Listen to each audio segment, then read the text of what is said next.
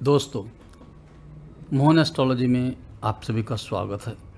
मैं हूं आचार्य गौतम मोहन। आज मैं आपको बताऊंगा चुनावों की भविष्यवाणी के बारे में। विशेषकर आज मैं बात करूंगा हरियाणा में जो असेंबली चुनाव होने जा रहे हैं, उसमें किस पार्टी को कितनी सीट मिलने की ज्योतिष के एंगल से संभावना रहेगी। दोस्तों, जो लोग हमारे चैनल से काफ़ी समय से जुड़े हैं वो जानते हैं कि आज तक की हमारी की गई सभी राजनीतिक भविष्यवाणियां पिछले 30-40 सालों से अक्षरतः सत्य होती आई हैं। मैं दोबारा फिर काफ़ी समय के बाद राजनीतिक भविष्यवाणियों को शुरू कर रहा हूं, ताकि आने वाले समय में हम अपने ज्योतिष की महत्व को स्थापित कर सकें और राजनीतिज्ञों को भी बता सकें कि वो कहाँ गलती कर रहे हैं और उनकी गलती क्या क्या परिणाम उनको दे रही है। हम आने वाले समय में जैसे ही पार्टीज़ अपने अपने कैंडिडेट्स को टिकट बांट देंगी, तो हम उन टिकट्स के आधार पर, उन कैंडिडेट्स के नामों के आधार पर, उनके कॉन्स्टिट्यूंसी के आधार पर और जिस पार्टी से वो जुड़े होंगे, इस आधार पर हम ये बता देंगे कि किस हलके से कौन जीतेगा। ये सब आपको टिकट फाइनल होने के बाद ही पता चल पाएगा। अभी जो हम भविष्यवाणी आज आपको करने जा रहे हैं वो ये बता रहे हैं कि हरियाणा में कौन सी पार्टी को कितनी सीटें मिलेंगी और किस पार्टी का अगला मुख्यमंत्री होने जा रहा है। एक बात हम आपको और बता दें कि मुख्यमंत्री की कुर्सी के बारे में अभी सस्पेंस रहेगा, क्योंकि ये तो आपको पता लग जाएगा कि सरकार किसकी आ रही है, लेकिन जो सरकार जिस भी पार्टी की आएगी उस पार्टी का जो नेतृत्व है इस बार कुछ हलचल कर सकता है या शीघ्र ही मुख्यमंत्री बदल भी सकता है। इसलिए ये एक आज सस्पेंस मैं रख रहा हूँ यहाँ पर कि मुख्यमंत्री कौन बनेगा,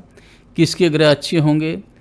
और क्या परिवर्तन आ सकता है। लेकिन अभी मैं आपको जो बताने जा रहा हूँ वो ये बताने जा रहा हूँ कि किस पार्टी को कितनी सीटें मिलने की संभावना रही। तो दोस्तों, कांग्रेस 60 से 64 सीटें इस बार प्राप्त करेगी और जो अन्य को यहाँ पर केवल अन्य का मतलब है बीजेपी व अन्य दल, आम आदमी पार्टी है या और भी जेजेपी है या और भी अन्य पार्टी, इन सभी को कुल मिलाकर 28 के करीब ही सीटें मिलने का योग रहेगा। अर्थात कांग्रेस जो है वो सबसे बड़ी पार्टी उभर कर आ रही है। इसका जो कारण है वो है चुनाव की डेट, क्योंकि चुनाव की डेट के ऊपर ही निर्भर करता है कि किस पार्टी की कितनी पावर है। यहाँ पर चुनाव की डेट चेंज हुई है, पहले 1 अक्टूबर थी, फिर किसी ने एडवाइस किया होगा कि वो यहाँ पर डेट 5 कर दी जाए, लेकिन ये एडवाइस भी उनके लिए ठीक नहीं साबित होगी और बीजेपी को इस बार हरियाणा में काफ़ी बड़ा नुकसान उठाना पड़ सकता है। और ये जो ज्योतिष के एंगल से जो मैं देख रहा हूँ, ये स्पष्ट देख रहा हूँ, वहाँ पर कांग्रेस इस बार बहुमत में आ रही है, अच्छे बहुमत में आ रही है और बहुत सारे लोगों को मुंह की खानी पड़ेगी, चाहे वो कितने ही यहाँ अच्छे अच्छे बयान दे लें, कितनी ही अपनी एडवर्टीजमेंट कर लें, लेकिन इस बार ग्रह स्थिति स्पष्ट बता रही है। हमें याद है कि जब 2015 में और उसके बाद 2019 के दिल्ली के चुनाव में हमने आम आदमी पार्टी को 70 में से 67 सीट्स के लिए बोल दिया था, तो उसकी 67 सीट्स ही आई और ये एक अचंबा था। और कितनी ही बीजेपी यहाँ पे प्रयास कर ले, आम आदमी पार्टी के जो चक्रव्यूह को भेदन करना आसान नहीं है, क्योंकि जिस हिसाब से आम आदमी पार्टी ने, चाहे वो अनजाने में चाहे जाने में, जैसे भी उसने अपने कैंडिडेट्स खड़े किए हों, वो कैंडिडेट्स और जो जिस पार्टी के साथ वो जुड़े हैं उस पार्टी और जो इलेक्शन की डेट है प्लस उनकी कॉन्स्टिट्यूंसी को मिला के जो शक्ति उनकी बनती है, हर बार वो विजय प्राप्त कर लेते हैं। लेकिन इस चक्रव्यूह को तोड़ने के लिए हम ज्योतिष का प्रयोग कर सकते हैं। ज्योतिष के प्रयोग के माध्यम से हम उन लोगों को आगे लाएं जो विजयी होने वाले हैं, या उस समय जो इलेक्शन की डेट है जिनका भाग्य उनका साथ दे रहा है, उन्हीं को आगे लाने में पार्टी को फ़ायदा हो सकता है। यहाँ जो गलती की है बीजेपी ने, वो यही गलती की है कि जो डेट ली है वो डेट बहुत ही गलत ले ली है चुनाव की, और उस चुनाव की डेट के कारण ही यहाँ पर बीजेपी को बहुत बड़ी हार का सामना करना पड़ेगा। आगे चल के मैं आपको अन्य राज्यों की भी भविष्यवाणी दूंगा जिनमें साथ ही अभी चुनाव होने जा रहे हैं,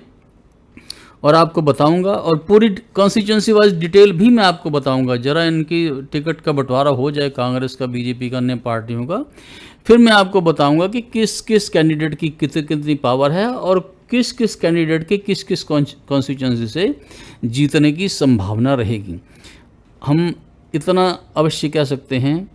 कि ज्योतिष एक ऐसा अस्त्र है जिसके द्वारा व्यक्ति के भाग्य को बदला जा सकता है, लेकिन ये एक ऐसा अस्त्र है जिस पर लोग आसानी से विश्वास नहीं करते और इसीलिए उनको दुर्गति का सामना करना पड़ता है। यहाँ पर मैं देख रहा हूँ कि चाहे बीजेपी कितना ही प्रयास कर ले, लेकिन उससे वो गलतियाँ होंगी जिस कारण से बीजेपी को बहुत बड़ी हानि उठानी पड़ेगी। चाहे बीजेपी के पास इस समय सबसे अधिक साधु संत हैं, सबसे अधिक बीजेपी के पास पंडित भी हैं, विद्वान भी हैं, लेकिन फिर भी आप देखें कि ये जो डेट है इतनी गलत ये साबित हो जाएगी कि यहाँ पर बिल्कुल बीजेपी का साम्राज्य हरियाणा में चला जाएगा। तो दोस्तों, मुख्यमंत्री कौन होगा इसके बारे में हम फिर एक बार चर्चा करेंगे अपने अगले वीडियो में, और किस किस कॉन्स्टिट्यूंसी से कौन कौन जीतेगा